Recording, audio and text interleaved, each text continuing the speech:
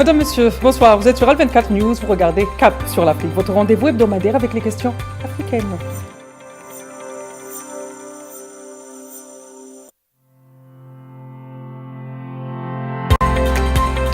Alors que le Conseil de sécurité des Nations Unies se prépare à une réunion décisive sur le dossier du Sahara occidental, le Front Polisario, fidèle à sa mission de défense des droits du peuple sahraoui, a réitéré sa détermination à obtenir l'autodétermination du peuple sahraoui sous occupation coloniale marocaine. Les cadres et posés Cap sur l'Afrique ce soir se penchent également sur le dossier sahraoui, un dossier qui connaît depuis quelques semaines des bouleversements sans précédent. Installez-vous confortablement, on revient dans un court instant.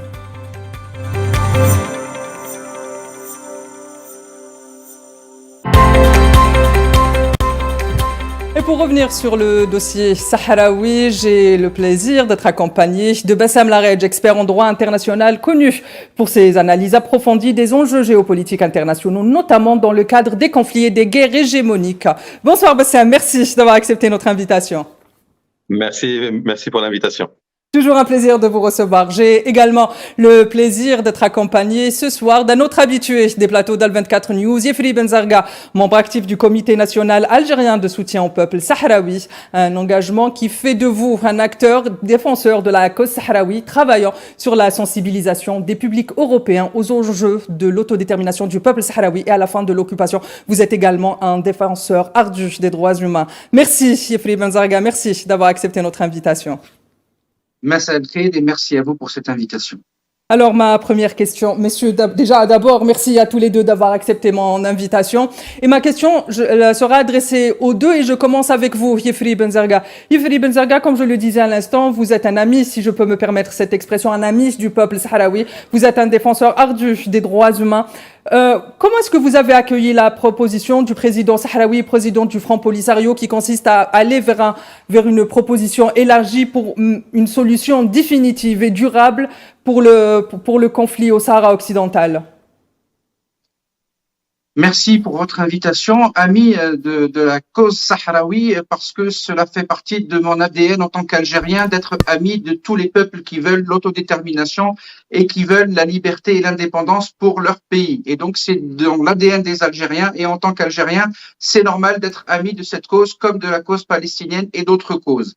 Pour revenir plus en approfondi par rapport à votre question, on le voit clairement et totalement que le Front Polisario est dans une démarche d'ouverture, dans une démarche positive pour aller de l'avant. C'est-à-dire que le Front Polisario, il est en train de mettre le Maroc face à ses propres contradictions, puisque le Front Polisario, il est ouvert au dialogue et d'ailleurs, il ne demande que ça, des négociations directes avec le Maroc pour résoudre ce conflit. Bien entendu, il ne faut pas oublier que le cessez-le-feu en 1991 a été signé à une seule condition et il faut le rappeler et le répéter, c'est l'organisation d'un référendum d'autodétermination pour le peuple sahraoui. D'ailleurs, l'acronyme de la MUNURSO, c'est bien. Il y a le fameux R de référendum. Exactement, international des Nations Unies pour un référendum au Sahara occidental. Bien entendu, le Maroc a sorti du chapeau cette proposition d'autonomie chimérique dans ce dossier. Le Front Polisario, dans une démarche positive, avait dit d'accord, mais dans ce cas-là, il faudra inclure cette question dans le référendum, c'est-à-dire 3 questions qui seraient posées au peuple sahraoui. Premièrement, voulez-vous être indépendant, oui ou non? Voulez-vous être autonome sous domination marocaine, oui ou non? Ou voulez-vous faire partie intégrante du Royaume du Maroc, oui ou non? Donc là, on le voit quand même que le Front Polisario est dans une démarche de trouver une solution, dans une démarche positive. Mais le Maroc, on dirait qu'il a peur de ce fameux référendum. Donc, à un moment donné, il faudrait que le Maroc arrête avec ses contradictions, arrête cette fuite en avant et qu'il organise finalement ce référendum. D'ailleurs, en parlant de plan d'autonomie, ce plan qui a été sorti du chapeau, et on sait très bien de la part de qui ce plan a été soufflé, c'est bien Nicolas Sarkozy qui a soufflé ce plan en 2007 au roi du Maroc. s'ils tiennent tant à donner une autonomie à un territoire qui ne leur appartient pas. Moi, je les invite à commencer d'abord par donner une autonomie au RIF qui est chez eux et qui le réclame depuis un certain nombre d'années. Donc, il faudrait arrêter avec cette hypocrisie et ce deux poids deux mesures et il faudrait trouver une solution juste et durable. Et le Front Polisario est en train de démontrer au monde entier qu'il est dans une démarche positive et dans une démarche de trouver une solution pacifique. Très bien, Ifri Benzaga, on va revenir plus en détail sur ce point des résolutions de l'ONU, de la MINURSO, mais aussi du référendum. Je viens vers vous, Ifri Benzaga. On voit dans cette proposition du président du Front Polisario un attachement réel au droit international. Dans le cas, dans les cadres des relations internationales aujourd'hui, avoir un tel attachement au droit international est difficile. On l'a vu avec ces droits de veto, ces fameux droits de veto américains concernant le destin des Razaouis en proie à un génocide. On voit le deux poids, deux mesures. Qu'est-ce que nous dit justement cet attachement viscéral du Front Polisario, du peuple sahraoui au droit international, de la psychologie du peuple sahraoui et de ses dirigeants? En fait, je pense que ceux qui n'ont toujours pas compris que le peuple sahraoui est attaché viscéralement et vitalement à son droit d'exercer son droit à l'autodétermination n'ont rien compris. C'est-à-dire que le peuple sahraoui aujourd'hui, les antichambres qui donnent des conseils au Maroc et qui conseillent le Maroc sur cette question-là n'ont toujours pas compris que le peuple sahraoui est déterminé. Ils peuvent changer la réalité, ils peuvent changer ce qu'ils veulent, ils ne changeront pas un fait. C'est l'attachement viscéral du peuple sahraoui pour son indépendance et pour sa liberté. Et d'ailleurs, le peuple sahraoui ne demande qu'à ça. Et puis, il faut rappeler qu'il y a des faits. Les faits sont là. C'est-à-dire qu'il y a un droit international. Un droit international qui donne au peuple sahraoui toute sa légitimité, qui donne aussi au Front Polisario toute sa légitimité, puisque le Front Polisario, dans le droit international, il est reconnu comme étant la seule instance et le seul représentant du peuple sahraoui. On l'a vu notamment lors du dernier procès contre l'Union européenne, où la Cour européenne a donné gain de cause au Front Polisario comme étant le seul représentant du peuple sahraoui, et en lui donnant raison sur l'accord de pêche Union européenne et Maroc, c'est-à-dire où le tribunal européen dit clairement que le Maroc est un territoire séparé du Sahara occidental, ce sont deux peuples différents, etc. Il y a aussi un autre fait sur le terrain, c'est-à-dire la répression quotidienne des manifestants qui réclament l'indépendance au Sahara occidental. Il y a aussi la marginalisation économique des Sahraouis qui sont sous domination marocaine sur place. Et puis, il y a aussi, il faut le rappeler, ne pas les oublier, les détentions déplorables et inhumaines des prisonniers de Gdeim-Izik. Et donc, le Maroc, bien entendu, réfute ces accusations, et ça, c'est des accusations qui sont dans des rapports de l'ONU. Et le Maroc réfute ces accusations en mettant en avant, bien entendu, ses propres mécanismes des droits humains. Je ne sais pas s'il faut en rire ou en pleurer de ces organismes ou ces mécanismes de droits humains marocains, puisque où étaient ces mécanismes de droits humains marocains quand il y avait l'affaire de la prison de Tazmamalt? Où est-ce qu'ils sont dans l'affaire de Zefzafi? Où est-ce qu'ils sont dans l'affaire des victimes des intempéries du Haouz? Où est-ce qu'ils sont ces organismes marocains des droits humains quand il s'agit des manifestations des Marocains contre la vie chère et pour une éducation et une santé pour tous? Donc à un moment donné, il va falloir que le régime marocain cesse un petit peu avec ces agissements et cette agitation pour essayer de masquer la réalité du terrain et d'abord de s'occuper de sa propre population. Parce que la population sahraoui, le peuple sahraoui, et notamment les réfugiés sahraouis, qui eux sont dans les camps de réfugiés à Tindouf, et leurs compatriotes qui sont sous la domination, ne veulent qu'une chose, ils ne sont attachés qu'à une chose, c'est l'exercice de leur droit à l'autodétermination. Le droit international leur garantit, la MINURSO est là pour mettre en œuvre ce référendum, et il faut enfin qu'ils s'expriment pour leur indépendance. Très bien, Yefri Benzerga. J'ai une petite remarque sur votre question, mais je commence d'abord avec Yefri Benzerga. Yefri Benzerga, comme en gros, Bassam vient de nous expliquer finalement qu'il y a beaucoup de politique, il y a beaucoup d'enjeux géopolitiques au sein du dossier sahraoui. C'est une épine dans le droit international. Ce qui me ramène à ma prochaine question. Il y a eu beaucoup d'allégations contre le Front Polisario. D'abord, il y a eu les think tanks marocains qui sont très puissants au sein de Washington, qui voulaient l'incriminer et le mettre comme organisation terroriste. Et puis il y a aussi le lobbying, marocain qui empêche la mise en place du droit international, qui accuse le Front Polisario de pratiquement tous les maux. Est-ce que tout cela n'est pas une stratégie, comme l'expliquait il y a quelques instants Bassam Larej, pour finalement presque noyer le dossier sahraoui dans des ambiguïtés qui n'ont absolument pas lieu, alors que le cadre juridique, on vient de l'expliquer, il est là et c'est les institutions internationales qui parlent. Bien entendu. Je vous rappelle juste que nos valeureux Shouhada et nos valeureux Moujahidines, durant la guerre de libération nationale, étaient accusés de terrorisme aussi. Et c'était des Moujahidines. Donc, et puis je rappellerai que c'est aussi grâce au Front Polisario et à l'armée de libération du peuple sahraoui qu'il n'y a pas de groupe terroriste dans cette région-là, dans ce coin-là. Et donc, c'est une injustice par rapport aux Sahraouis. Vous avez dit que c'était une épine au pied du droit international, c'est une injustice. On prend deux choses. On prend d'un côté le droit international et on prend de l'autre côté, on va dire, la réelle politique.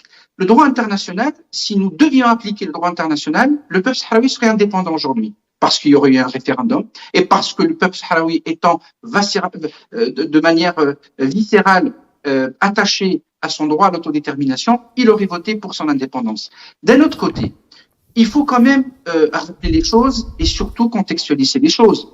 Aujourd'hui, plus rien n'appartient au Maroc, puisque le Maroc est un régime qui aujourd'hui survit grâce aux aides internationales, grâce au FMI, et donc économiquement, c'est bien grâce aux investissements directs étrangers que le Marzen survit. Et c'est-à-dire qu'aujourd'hui, notamment pour la question du Sahara occidental, le Marzen a pratiquement vendu le Maroc aux puissances étrangères et à des lobbies et à des grands groupes internationaux. Donc, jusqu'où il peut aller. Et donc, je serai à la place du Maroc, je ne me réjouirai pas trop vite de ces soi-disant victoires, puisque cela reste des victoires grâce à des soutiens internationaux qui ont des intérêts économiques directs au Maroc. Mais d'un autre côté, c'est des victoires qui ne reposent surtout pas sur le droit international. Et au final, c'est bien le droit international qui prévaut. Et donc, quoi qu'il arrive, tôt ou tard, c'est le droit international qui devra être appliqué, parce que un de nos présidents, que Dieu ait son âme, disait « c'est-à-dire que le droit y reste, les institutions y restent, mais les hommes partent. C'est-à-dire qu'à un moment donné, il faut que le droit international soit appliqué. Et donc, en appliquant le droit international, il n'y a pas d'autre solution que de demander au peuple sahraoui son avis. Je poserai juste une question à toutes ces puissances étrangères qui ont des intérêts au Maroc et qui soutiennent l'expansionnisme du Maroc. Admettons que vous forcez la main aujourd'hui pour ce statu quo, cette offre du Maroc chimérique qui est l'autonomie. Que faites-vous du peuple sahraoui? Parce que le peuple sahraoui, ce n'est pas un peuple qui va rester silencieux, les bras croisés, et qui va regarder sa terre se faire spolier, ses ressources naturelles se faire violer, sans rien dire.